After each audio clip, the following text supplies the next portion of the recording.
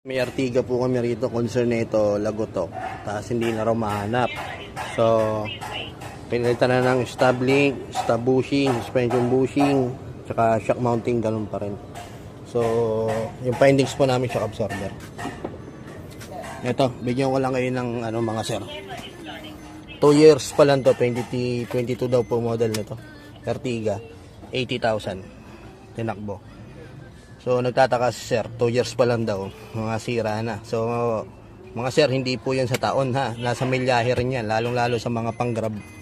Talagang mas malayo yung takbo, mas malaki yung tinatakbo, mas madali na masira yung mga pyesa. Wala po sa taon yan, kahit 1 taon pa lang yung sakyan natin, kung yung tinatakbo naman yan matindi, possible na magbigayan talaga yung pyesa. So ito po kasi, shock absorber 80 to 100,000. Usually yan bumibigay ang mga yan. So ito yung sira shock